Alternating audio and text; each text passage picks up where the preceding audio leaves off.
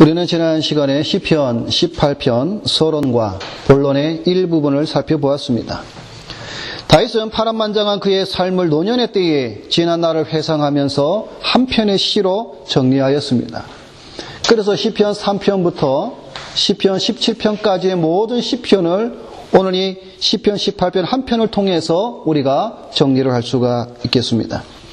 다윗은 이 세상의 삶을 다 마치고 감사하는 마음으로 생애에 겪었던 어려움과 하나님의 구원을 돌아보며 여호와께 찬양을 하기 위하여 이 시편을 기록하였습니다. 이 시편 18편은 사무엘하 22장과 같은 말씀입니다. 사무엘 22장의 노래는 우리가 여기서 한 가지 살펴볼 것이 있습니다. 사무엘하 22장의 노래는 시편 18편과 같습니다. 그런데 여러분, 우리가 성경을 볼 때에 하나님의 구속의 역사를 바라볼 때에 이 사무엘하 22장에 나오는 이 노래는 사무엘하 2장에 나오는 한나의 노래에 대한 성취를 나타내고 있음을 우리는 보아야 합니다. 사무엘서는 한나의 노래로 시작하여서 다윗의 노래로 마치고 있습니다. 이것은 이 두 노래의 주제가 사무엘서 전체를 함축적으로 우리에게 요약해주고 있고 말씀해주고 있는 사실을 우리가 보아야 합니다. 한나의 노래가 무엇이었습니까? 한나는 공평과 공의로 이 세상을 통치하시는 하나님께서 그 통치의 대행자로 기름 부은 왕을 세울 것을 예고하였습니다.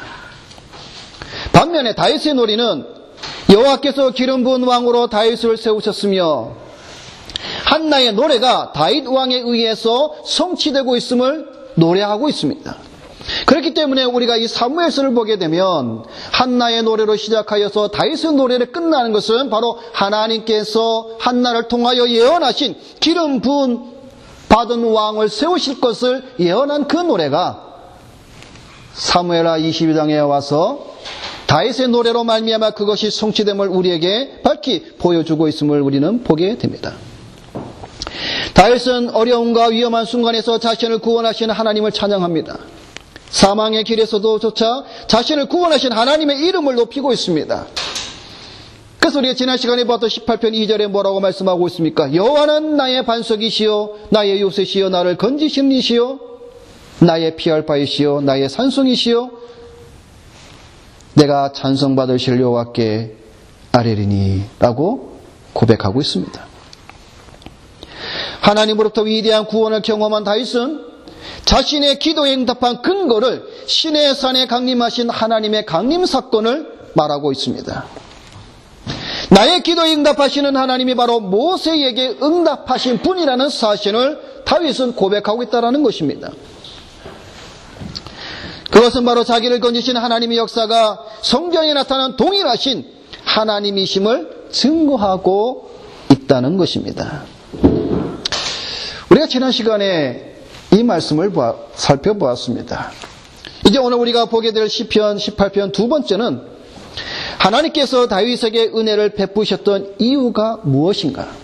다시 말해서 하나님의 공의로운 보상에 대한 말씀이 기록이 되어져 있습니다. 이 말씀으로 함께 은혜를 나누도록 하겠습니다. 오늘 본문 9절인 20절부터 30절까지 우리가 방금 교독을 했습니다.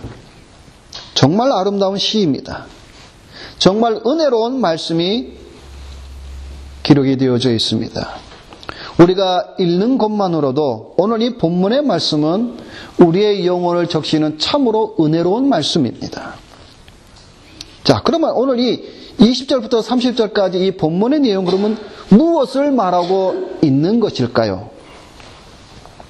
그것은 다윗이 하나님의 은혜를 입은 이유가 어디에 있는가를 생각할 때에 다윗은 자신의 의를 따라 주신 것이라고 말하고 있는 것이 오늘 본문의 내용입니다. 자, 그런데 우리가 여기서 오해해서는 안 됩니다. 그것은 다윗이 절대적으로 의롭다는 것이 아닙니다. 여기서 말하는 자신의 의라는 것은 다윗이 전심으로 하나님을 구하고 정직한 방법으로 행하며 깨끗하게 살아온 것을 말하고 있다는 사실입니다. 오늘 본문을 통해서 우리는 이러한 다윗의 내용을 통해서 짧게 세 가지의 말씀을 살펴보고자 합니다. 첫째는 다윗의 의입니다. 오늘 본문 9절에서 우리는 하나님께서 다윗을 건져두신 근거를 여호와께서 언약을 지키셨음과 또한 다윗은 주님과 맺은 언약의 규범에 충실했다는 것을 말씀해 주고 있습니다. 방금 말씀드린 것처럼 다윗은 자신의 의를 밝히고 있습니다.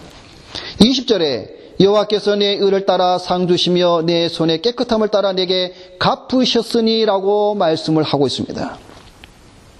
여러분, 이 구절을 가만히 보게 되면 다윗은 하나님의 은혜로 구원받은 것을 노래하지 않고 자기의 의로 구원받은 것에 대해서 노래하고 있습니다. 그러나 이 구절의 의미는 무엇입니까? 아까 말씀드린 대로 다윗의 절대적인 의를 가리키는 말씀이 아니라고 말씀을 드렸습니다. 이 구절의 의미는 다윗이 언약 안에 살았음을 고백하는 겁니다. 더 나아가서 자신을 고발하는 원수들 앞에서 의롭게 살았다라고 말하고 있는 것입니다. 더 나아가서 말씀을 드리면 여호와의 말씀에 전심을 다해 순종했다라고 다윗은 스스로 고백하고 있다는 사실입니다. 다윗은 자신이 의롭게 살았음을 이렇게 고백합니다. 오늘 성경 말씀에 뭐라고 말하고 있습니까? 내가 여호와의 도를 지키었다. 내가 악하게 내 하나님을 떠나지 아니하였다. 내가 여호와의 율례를 버리지 아니하였다. 내가 여호와 앞에 완전하여 나의 죄악에서 스스로 자신을 지켰다라고 오늘 본문은 우리에게 말씀을 해주고 있습니다. 여러분, 이 다윗의 고백을 여러분 다시 한번 잘 생각해 보시기 바랍니다. 다윗은 담대하게도 하나님 앞에서 완전하였으며 범죄하지 않았다라고 고백하고 있습니다. 여러분, 여기서 다윗이 완전하다고 말하는 것은 하나님처럼 완전 무결하다는 뜻이 아니라 하나님을 전심으로 경외하였다라는 것을 말하고 있는 겁니다. 여러분, 우리가 지금 계속해서 시편의 강해를 1편부터 들어오고 있습니다. 우리가 앞서 들은 시편의 강해를 통해서 우리가 한 가지 들었던 말씀이 무엇입니까? 다윗의 원수들이 다윗을 거짓과 누명과 중상모략으로 죄를 뒤집어 씌움을 우리는 말씀을 통해서 살펴보았습니다. 다윗은 반역과 배신자다라는 소문을 듣습니다. 곧 그가 자기의 장인인 사울에게 반란을 일으켰다라고 말하고 있습니다. 또 다윗은 노략질과 강도다라고 소문을 듣습니다.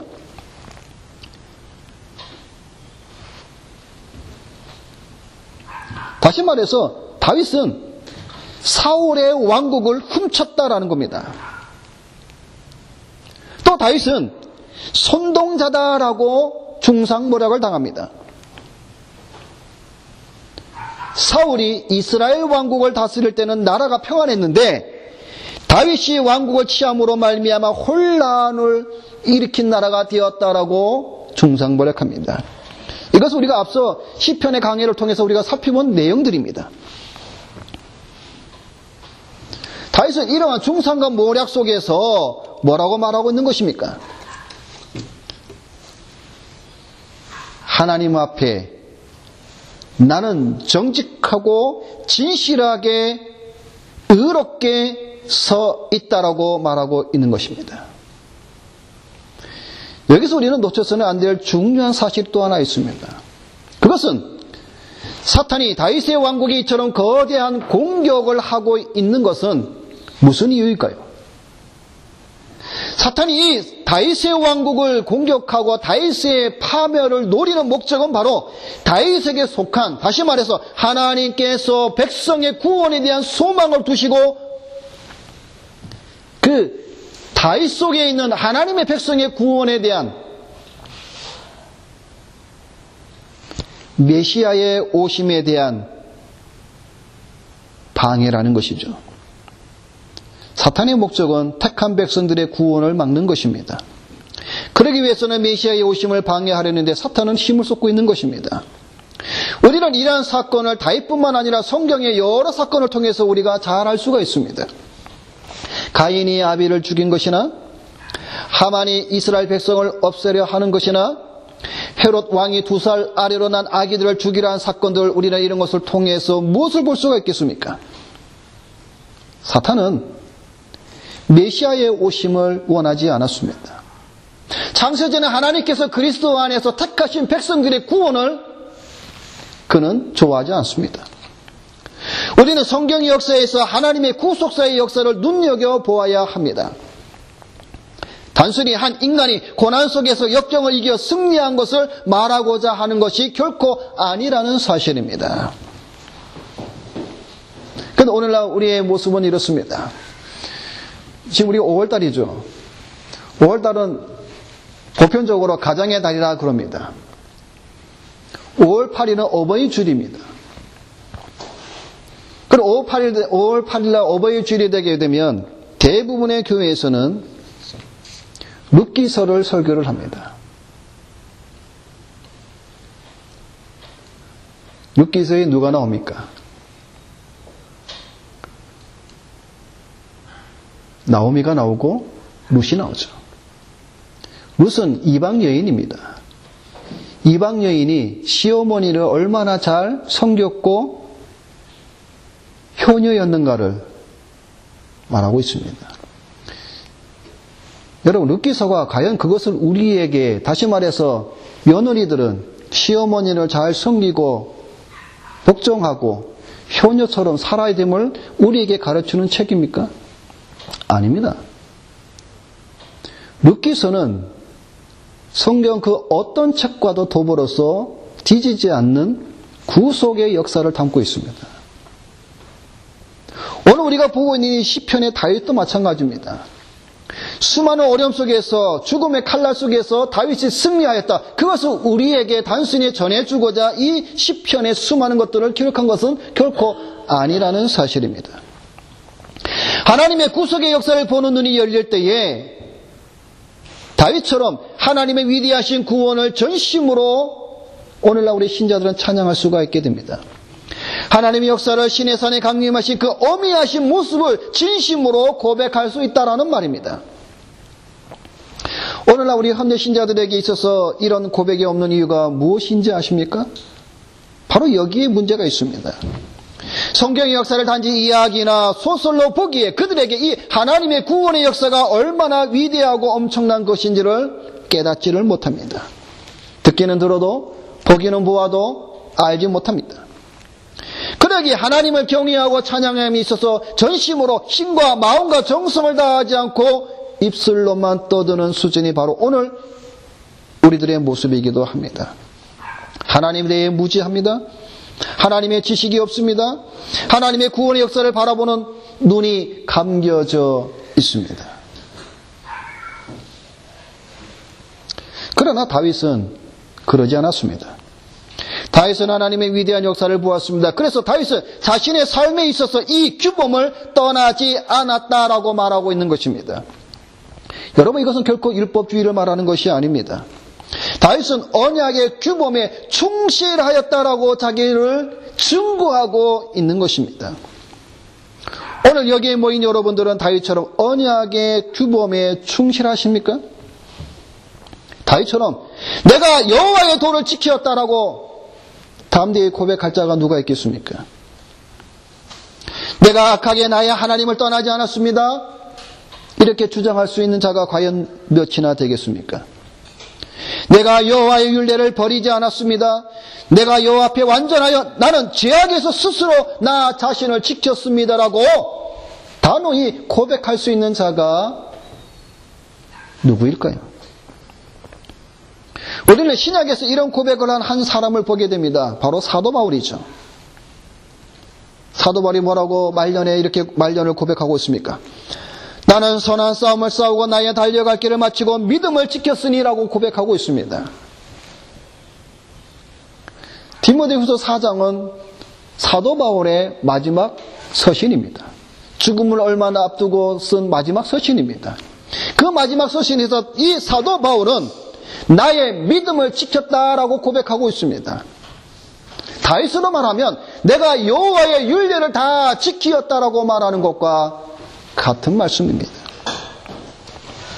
여러분, 율법의 제3용도가 무엇입니까? 우리가 율법에 대해서 우리가 그동안에 많은 공부를 했습니다. 율법의 제3용도가 무엇입니까, 여러분?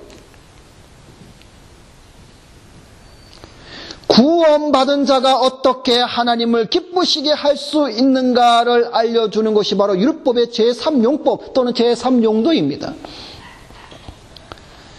그것을 알려주는 것이 무엇이라고 배웠습니까? 십계명입니다. 율법의 제3용도는 신자들의 삶을 바르게 인도하는 가이드라인이라고 말할 수가 있겠습니다. 율법의 제3용도는 하나님의 영이 신자들 속에 거하시며 그 마음속에 하나님의 손가락으로 그들의 심령 속에 그들의 신비에 하나님의 말씀 십계명을 새기는 겁니다. 그리고 하나님의 영의 감동과 격려로 하나님의 그 말씀에 순복하며 순종하며 그 계명대로 살아가는 것입니다. 신자들은 성화의 생활을 하도록 부르심을 받았습니다.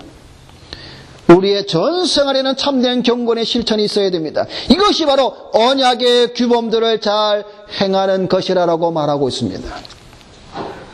다윗은 오늘 이것을 고백하고 있습니다. 내가 여호와의 도를 지켰고 하나님을 떠나지 않았고 여호와의 율례를 버리지 않았습니다. 오늘 우리로 말하자면 십계명을 지켰습니다라고 말할 수가 있습니다. 여러분, 오늘날 우리 크리스찬들 가운데에 과연 십계명을 지키며 사는 자가 얼마나 되겠습니까? 십계명을 생각하지 않는 자들도 수두룩합니다. 십계명을 책장 속에 가둬놓은 것으로 생각하는 자들도 많이 있습니다. 그런 여러분, 십계명은 우리가 쓰레기통에 버리는 그런 말씀이 아닙니다. 중생한 신자들이 내가 어떻게 하나님을 기쁘시게 할 수 있는가를 생각한다면 하나님을 사랑하고 이웃을 사랑하라는 그 십계명을 지키기에 전심을 다한다는 사실입니다. 두 번째로 오늘 우리가 볼 말씀은 25절부터 27절까지에 나오는 하나님의 보응의 원칙입니다. 다윗에게 행하신 하나님의 보응의 원칙은 하나님의 속성에 근거를 두고 있다라고 말씀해 주고 있습니다. 오늘 우리가 읽은 본문 25절부터 27절에는 세 가지의 하나님의 속성에 대해서 우리에게 말씀을 해주고 있습니다. 첫째는 자비하심입니다. 여러분, 자비라는 뜻이 무엇일까요? 사전을 찾아보게 되면 이렇게 말해주고 있습니다. 남을 깊이 사랑하고 가엾게 여기고 또는 그렇게 여겨서 베푸는 혜택, 이렇게 정의하고 있습니다. 이 말은 지속적으로 인자하신 하나님을 행동으로 나타내는 표현입니다. 다시 말해 자비는 인자라는 뜻이죠. 하나님의 사랑, 은혜, 헤세드,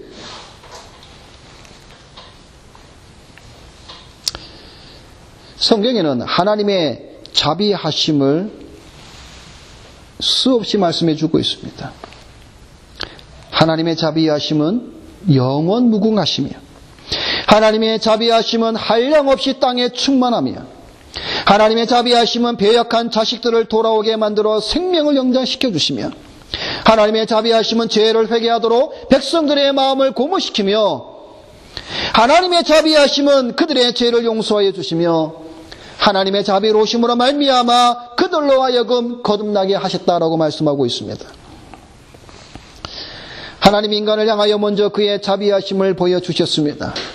그래서 시편 103편에서 보는 여호와는 자비로우시며 은혜로우시며 노하기를 더디하시며 인자하심이 풍부하시도다라고 찬양하고 있습니다.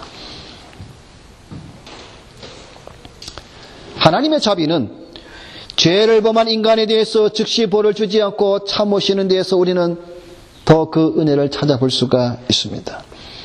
여러분 사실 그렇죠. 하나님께서 자비를 베풀지 아니하시면 오늘 이 자리에 이렇게 우리가 살아 숨쉬고 있는 자들은 아무도 없을 것입니다. 다 벌써 우리는 땅에 들어가고 말았을 것입니다. 죄를 범하는 인간들이 망하지 않고 살아갈 수 있는 이유는 하나님의 자비하심 때문입니다. 그래서 이스라엘은 이렇게 찬양을 합니다. 여호와께 감사하세 그 자비하심이 영원하도다라고 노래하고 있습니다. 두 번째 하나님의 속성은 완전하심이라고 오늘 성경은 말씀해 주고 있습니다. 여러분, 완전이라는 뜻이 무엇일까요? 이 또한 사전에서 이렇게 우리에게 가르쳐 주고 있습니다. 완전이란 필요한 것이 모두 갖추어져 모자람이나 흠이 없음을 뜻합니다. 자, 두 가지가 들어가 있죠. 필요한 것을 모두 갖추신 분, 즉 모자람이 없고 또 하나는 흠이 없는 것. 이것을 완전이라고 말하고 있는 것이죠. 부족하거나 기준에 미치지 못하는 그런 분이 아니다라는 겁니다. 하나님이, 다시 말해서 풍성하신 하나님이 있음을 말씀해 주고 있습니다. 그래서 다윗은 이렇게 고백하죠. 여호와는 나의 목자시니 내게 부족함이 없으시리로다. 다윗은 필요한 모든 것이 갖추어져 모자람이 없는 하나님을 의지하였습니다. 그리고 그분께 간구하였습니다. 왜냐하면 모자람이 없으신 풍성하신 하나님이시기에 다윗은 그 하나님께 간구하였습니다. 또 흠이 없다고 말하고 있습니다. 자, 흠이 없다라는 말, 이것은 부족한 점이 없다라는 말입니다. 이 뜻도 마찬가지입니다. 다시 말해서 하나님의 성품이나 행하심이 있어서 부족함이 없는 완전한 분이심을 말하고 있습니다. 여러분, 우리 인간들은 어떻습니까? 아침 저녁으로 조속으로 마음이 바뀌죠. 늘 부족합니다. 인간은 자신의 기분에 따라 행합니다. 우리의 마음은 하루에도 수백 번, 수천 번 요동치는 파도 물결과 같습니다. 우리의 성격이나 언행을 보면 늘 부족한 점 투성입니다. 우리의 모난 성격으로 인해 형제 자매가 고통을 받기도 합니다. 우리의 격한 언행으로 우리의 형제 자매들이 마음에 상처를 받습니다. 그러나 하나님의 완전하시면은 고통이나 상처가 없습니다. 그래서 오늘 이 다윗은 두 번째로 하나님의 속성에 대해서 하나님은 완전하시다라고 말씀해 주고 있습니다. 세 번째는 깨끗함입니다. 이 말은 거룩을 말합니다. 하나님은 깨끗하신 분입니다. 거룩하신 분입니다. 하나님께서는 더러운 것이 없다라는 것이죠. 오히려 더러운 것은 용납할 수 없는 그런 분이심을 우리에게 가르쳐 주고 있습니다.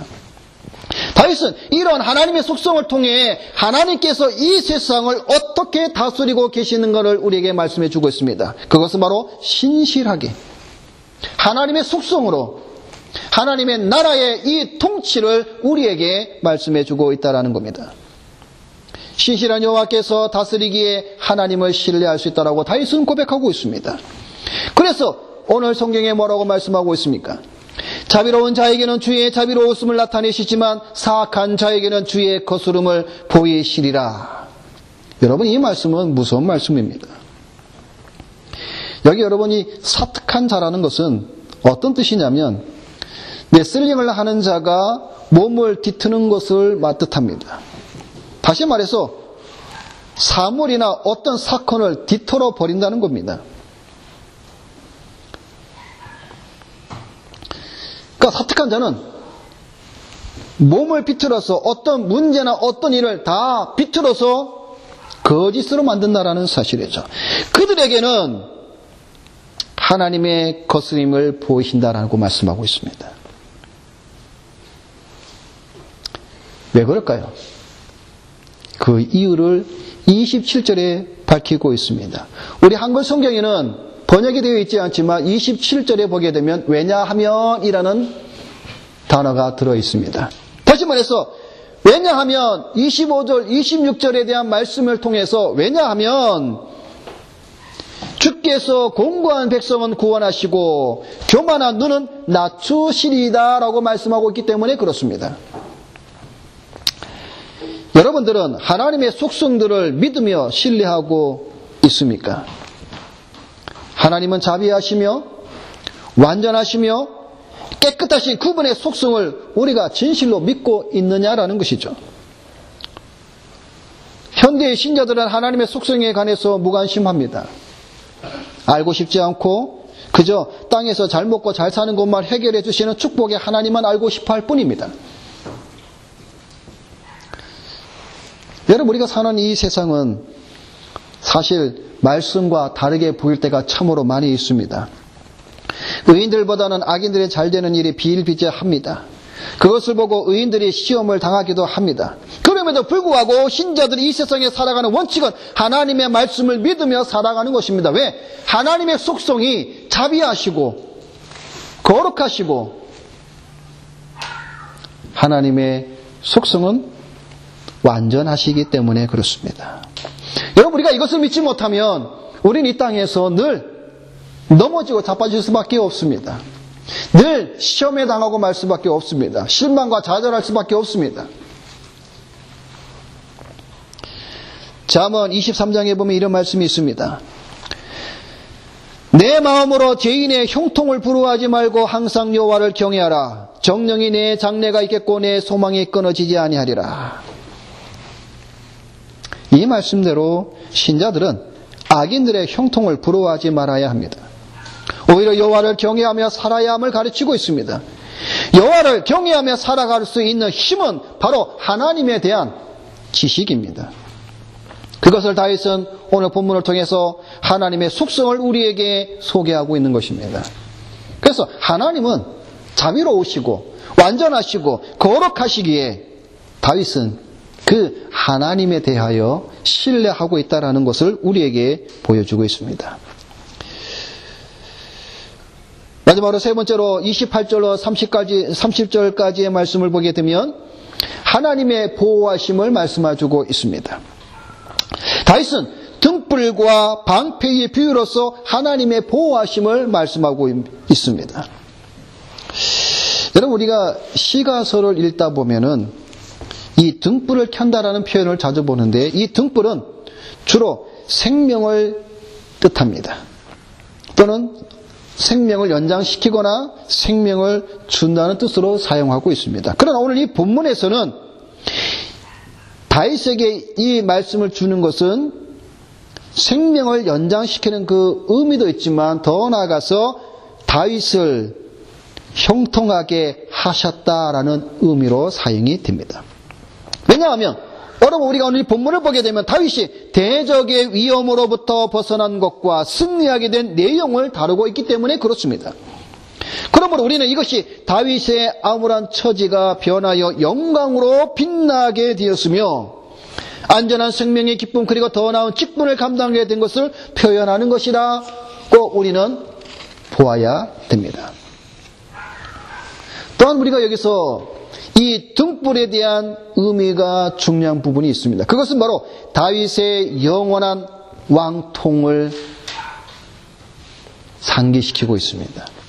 다시 말해서 하나님께서 이미 다윗에게 영원히 꺼지지 않는 등불을 주시겠다고 약속하셨는데 이것은 이스라엘에서 다윗의 왕통이 영원히 계속될 것을 암시해 주고 있는 것입니다. 다시 말해서 다윗의 나라가 끊어지지 않을 것을 말씀해 주고 있는 겁니다. 이렇게 새 힘을 얻은 다윗은 원수들과 싸움을 합니다. 그래서 29절에 내가 주를 의뢰하고 적군을 향해 달리며 내 하나님을 의지하고 담을 뛰어넘나이다라고 표현하고 있습니다. 여러분, 이것은 사무엘상 30장에 나오는 다윗이 아말렉 군사를 추격하는 모습을 보여주기도 하는 것입니다. 다윗은 전쟁터에서 원수를 물리치고 열국의 통치자로 세워주심에 결국 승전가를 부르고 있습니다. 그래서 지난 시간에 말씀을 드린 것처럼 사무엘하 22장의 다윗의 노래는 어떤 노래였습니까? 승전가의 노래라고 말씀을 드렸습니다. 우리를 등불로 인도하시는 하나님은 자기에게 피하는 모든 자의 방패이시기도 합니다. 다윗에게도 그렇지만 오늘의 시대를 살아가는 우리들에게도 악한 원수마귀는 늘 우리를 중상모략하며 거짓으로 우리를 넘어뜨리려고 합니다. 그럴 때 우리가 피할 수 있는 길과 장소가 어디에 있겠습니까? 그분이 우리의 등불이 되시며 그분이 우리의 방패가 되실 때에 우리는 사탄의 공격에서 우리는 피할 수가 있다라는 사실입니다. 하나님께서는 자신을 의지하는 자에게 단순히 수동적이고 방어적인 의미에서의 방패만 되시는 것이 아니라 그가 용감히 적군 속을 달리며 적진을 유린하게 하시는 것과 같습니다. 이 말은 주를 의지하는 자에게 담대한 용기와 승리를 허락하신다는 말씀입니다. 오늘날 이 세상에서 하나님의 진리를 외치고 하나님의 정의를 실현하고자 하는 사람들이 오히려 탄압받고 소외되고 고난을 당하고 있지만 궁극적으로 공의로우시며 엄정하시며 재판장이신 하나님께서 마지막에 그들의 억울함을 풀어주시며 한없는 사랑으로 위로하시며 용기와 소망을 주심으로 승리를 품에 주시겠다고 말씀하는 것입니다.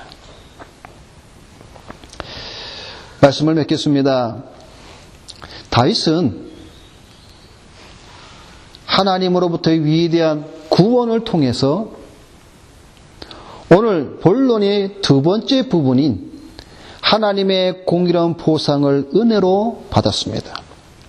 그 은혜 속에서 다윗은 여호와의 언약의 규범들을 지키었다라고 고백하였습니다. 여호와의 도를 지켰고 악하게 하나님을 떠나지 아니하였고 여호와의 율례를 버리지 아니하였고 지악에서 스스로 자신을 지켰다라고 말하고 있습니다. 다윗은 언제나 여호와의 말씀 앞에 서 있었습니다. 그래서 하나님의 도는 완전하고 여호와의 말씀은 순수하다라고 결론적으로 그는 고백하고 있습니다. 그리고 그는 이 말씀을 의지하였습니다. 하나님의 말씀은 살아있고 운동력이 있습니다.